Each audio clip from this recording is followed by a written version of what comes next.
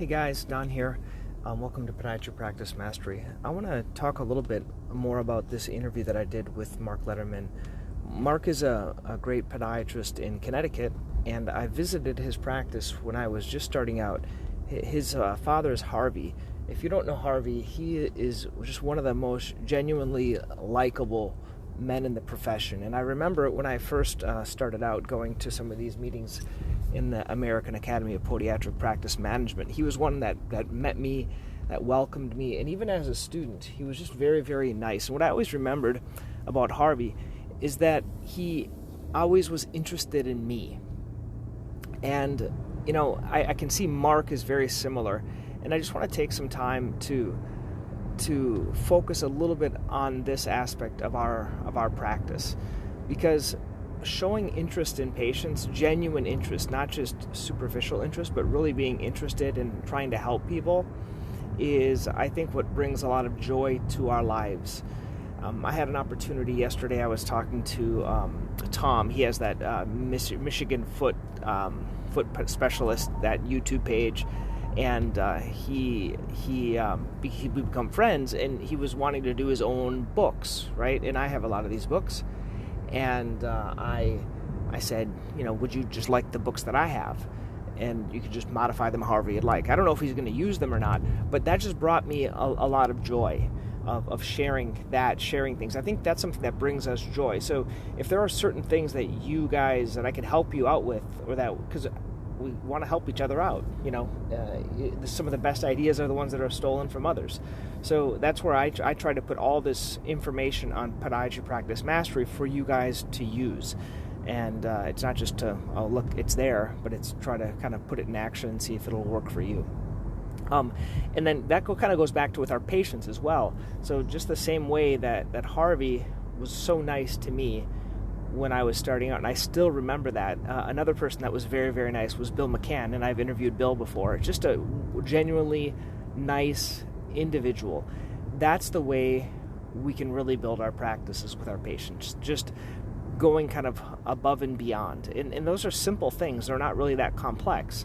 Some of the first things are, if you're seeing a patient and you're doing a little procedure on them, write a little note down and remind yourself to call them and to see how they're doing at night.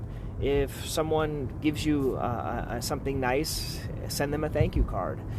If someone's going through a difficult time, loses a spouse, send them a card, send them something.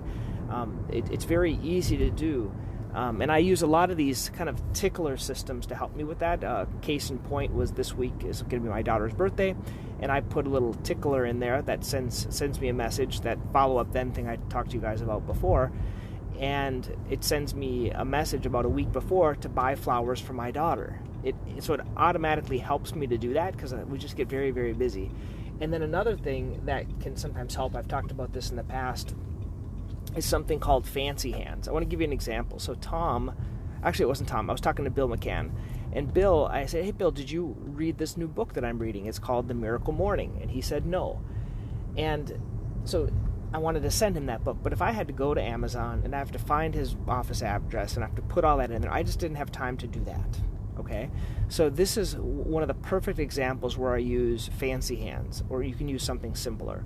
Basically what it is I sent them an email. I said, hey, can you find the podiatrist, Bill McCann in New Hampshire, and send him the Miracle Morning? That's what the email was. It took me 10 seconds. And you can actually even do it via text message if you want. What they did is they just, they put it all together. They sent me a little authorization, so I paid the $20, and it went right to my Amazon, their Amazon account or something like that.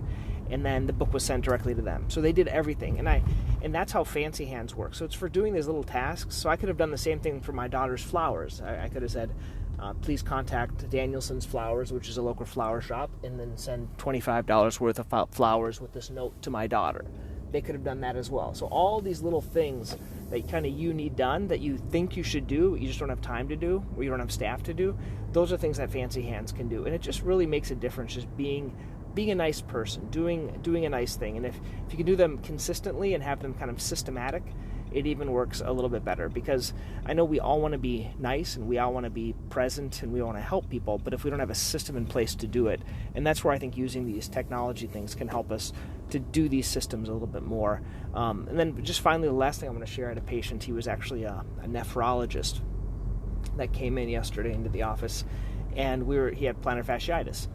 And it was a good opportunity because I was so excited because I could share some of these things that have been helping me, like this patient education genius of sharing patient education information, and going through my whole presentation with him and sending them videos and everything else like that. So it just makes you feel good when you have these resources that really set you apart from the other doctors. Many times patients come in because the other doctors are just rushed, or they haven't pre-thought anything before. I think if you take the time to think about these things prior and plan these things, it's just going to make your practice so much better. So those are kind of my thoughts for today on how to kind of wow and just be nice and help your practice to grow. Okay, once again, join Podiatry Practice Mastery.